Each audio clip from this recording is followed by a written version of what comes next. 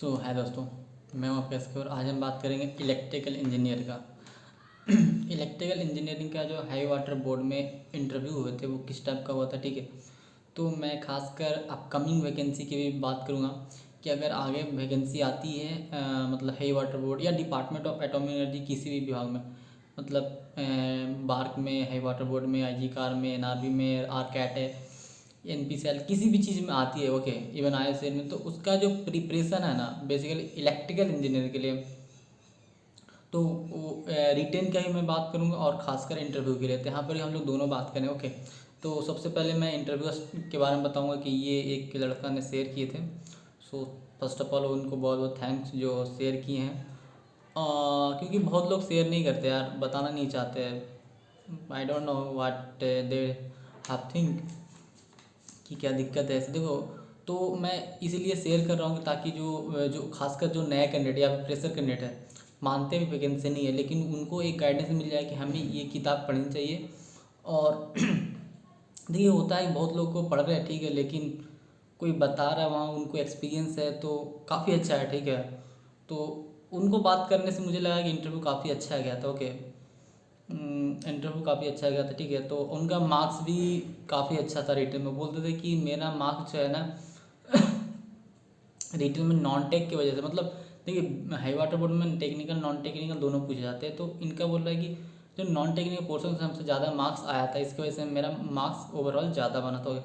तो इनका काफ़ी अच्छा एक्सपीरियंस है, तो हम लोग बताते हैं। तो देखिए हाई वाटर बोर्ड में जो सबसे पहले मेडिकल टेस्ट ही होता है आजकल, पहले इंटरव्यू के पहले। तो इनसे मैं पूछा कि कोई दिक्कत हुआ, तो बोले नहीं मुझे नहीं दिक्कत हुआ, लेकिन किसी किसी को दिक्कत हुआ था मेडिकल में। आई टेस्ट में एक लड़का का कलर विजन था, और दूसरा क्या था आई में कुछ प्रॉब्लम था बेसिकली, ओके। तो आई में जब प्रॉब्लम था तो वो चश्मा लगा के नहीं गए थे, तो वो बोल रहा था कि आपके पास मैं कुछ टाइम देता हूँ, आप चश्मा लगा के आइए। तो जिनको चश्मा लगाते हैं वो चश्मा लगा के जाएँ, ठीक है। मैं यही बताऊँगा। और तो ये सब होने के बाद इनका डॉक्यूमेंट वेरिफिकेशन होने के बाद इंटरव्यू होता है। तो इंट्रो देखिए पहले तो इंट्रो बताया जाता है, लेकिन मैं देख रहा हूँ यार बीआरसी, मैसूर, हैवी वाटर है किसी में, अब वो इंट्रो पूछना नहीं चाहते कि आपका इंट्रो बताइए, वो फिर सिंपल से पूछते हैं आपका नाम, और ज़्यादा हो सके तो कहाँ से, बस इतने पूछते हैं। तो अच्छी बात है। तो तो एक्चुअली ये 2016 के पास आउट थे। तो पूछा जा रहा था कि 2 साल आपने, क्योंकि वैकेंसी शायद 2020 में आए थे, ओके। तो इस बार है तो पूछ पूरा कितना साल गैपिंग कैसे हुआ। तो बोला था कि मैं जॉब कर रहा था या फिर क्या किसी और चीज़ की तैयारी कर रहा था बेसिकली। तो उसके बाद वो कुछ पोस्ट नहीं, फिर वही मतलब जॉब कर रहे तो पूछा जाए कि कौन सा पोस्ट पे है, कैसे वर्क करते हैं, ये सब पूछा जाता है। तो इनसे पूछा गया था कि फेवरेट सब्जेक्ट ऐसे नहीं पूछ रहे थे, ये पूछ रहे थे कि आपने कौन कौन सब्जेक्ट पढ़ के आए, ओके। तो ये बोले कि सर मैं पढ़ के आया हूँ machine, power system, basic electronics and utilisation, ठीक है, ये 4 सब्जेक्ट बताया। लेकिन 4 सब्जेक्ट में बोल रहे थे ये 2 ही सब्जेक्ट से ज़्यादातर पूछा गया था। देखिए मुझे थोड़ा इलेक्ट्रिकल के बहुत थोड़ा क्या बहुत कम नॉलेज है लगभग, कि मैं ज़्यादा एक्सप्लेन कर पाऊँ। तो वो जो जैसे जैसे बताए थे मैं उनको बता रहा हूँ। अगर कुछ मतलब जहाँ तक करेक्शन अगर आपको लगे कि करेक्शन करने के लिए तो कमेंट करके बताइएगा, ताकि बाद में जो लोग कमेंट करें या पढ़ें तो वो लोग को हेल्प हो सके, ठीक है। तो बस मेरा एक पर्पस है यार कि जो यंग जो न्यू व्यूअर है या फिर जो न्यू जो इलेक्ट्रिकल इंजीनियर से पास आउट हुए हैं, तो उनको एक आइडिया दे दिया जाए कि होता कैसे, ओके। तो मैं उनसे संपर्क किया था तो शेयर किए थे। तो इनसे क्वेश्चन सबसे पहले स्टार्ट होता है मोटर से। इंडक्शन मोटर, इंडक्शन मोटर क्या है, ठीक है। तो इनसे मतलब मोटर से रिलेटेड जो क्वेश्चन होता है ना वो सारा पूछा गया था।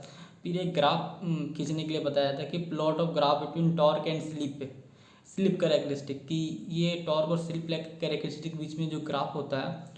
तो इनसे ये बोले कि सर मुझे बोर्ड चाहिए, पीछे बोर्ड दिख रहा है, ओके। तो ऐसे वहाँ बोर्ड लगा हुआ रहता है, ठीक है। इंटरव्यू में बार का, हाई वाटर बोर्ड का, किसी में एजी कार में बोर्ड लगा हुआ रहेगा। और जहाँ तक पॉसिबल हो सके अगर आपको लगता है कि मैं समझा नहीं सकता हूँ अपने वर्ड के थ्रू, तो आप बोर्ड की हेल्प लीजिए और उनके थ्रू आप समझाइए उन्हें। और ये सबसे बेस्ट तरीका है, ठीक है, मतलब बहुत बेस्ट तरीका है। तो ये बोले सर मुझे बोर्ड की ज़रूरत पड़ेगा, तो बोले कि बिल्कुल बिल्कुल आप यूज़ कीजिए। तो इन्हें बहुत अच्छे से डिस्क्राइब किया था जैसा कि बताएं, ओके। फिर है कि इसके बाद ट्रांसफार्मर से पूछा जाएगा कि ट्रांसफार्मर में ऑयल क्या है, ट्रांसफार्मर में जो ऑयल है क्या है, उसका स्ट्रेंथ क्या है, ठीक है। तो फिर उनसे पूछा गया था प्रोटेक्शन के रिलेटेड कि ऑयल जो ट्रांसफार्मर का जो प्रोटेक्शन होता है वो क्या होता है, ठीक है। और एक क्वेश्चन इनसे पूछा था OTI और WTI। तो ये बोले कि नहीं पता था, ये डायरेक्ट रिफ्यूज़ करे कि सर मुझे पता नहीं है, ओके। तो उन्होंने देखिए एक चीज़ मैं भी नोटिस कर रहा हूँ, कोऑपरेटिव है, दे रियली कोऑपरेटिव। पर मुझे लगता है यार कि उनका उनका उस कोऑपरेटिव को ज़्यादा फ़ायदा उठाने की कोशिश ना कीजिए, ठीक है। आप अपना काम कीजिए जहाँ तक हो सके। मतलब अगर वो कुछ बोलते तो सही है, आप ऐसा नहीं कि आप पूछना शुरू कर दे सर इसमें ये मतलब सेंस नहीं होना चाहिए। वो जब तक बता रहे तो सही है, कोई दिक्कत नहीं। ऐसा ना हो जाए कि आप खुद उनसे पूछना शुरू करें सर इसमें थोड़ा फंस रहे बताइए, इस टाइप का सिचुएशन नहीं होना चाहिए, ओके। तो OTI के फुल फॉर्म तो ऑल टेम्परेचर इंडिकेटर, और WTI के मुझे भी पता नहीं, बताया नहीं, ओके। फिर पूछा गया था insulation and its category, insulation क्या है, उसका कैटेगरी कितने टाइप का होता है वो। फिर इसके बाद पूछा गया था क्वेश्चन पावर सिस्टम से कि पावर सिस्टम, देखिए मुझे एग्जैक्ट सब टॉपिक नहीं पता पावर सिस्टम में, पर पावर सिस्टम से पूछा गया था, ठीक है। जो जो होगा कंसर्न आप टॉपिक बिल्कुल कमेंट कीजिएगा, बताइएगा या फिर पढ़िएगा, ओके।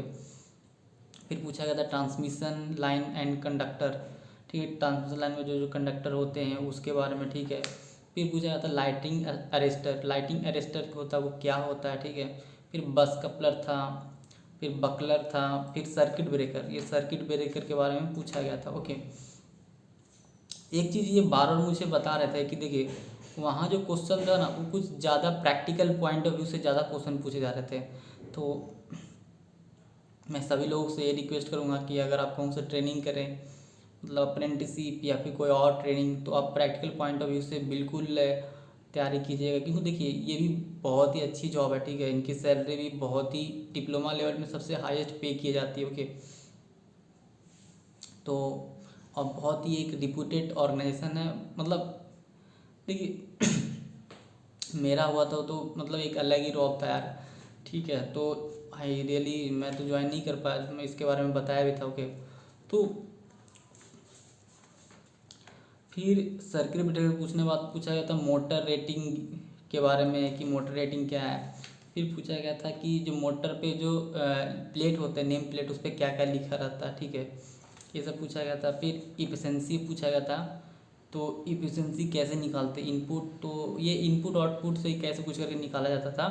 सब बोर्ड पे जो भी मतलब लिखना था बताना था, ये सब बोर्ड पे हो रहा था, ओके। तो ये बोर्ड पे सब करके इफिशेंसी निकाले थे बहुत ईजी से।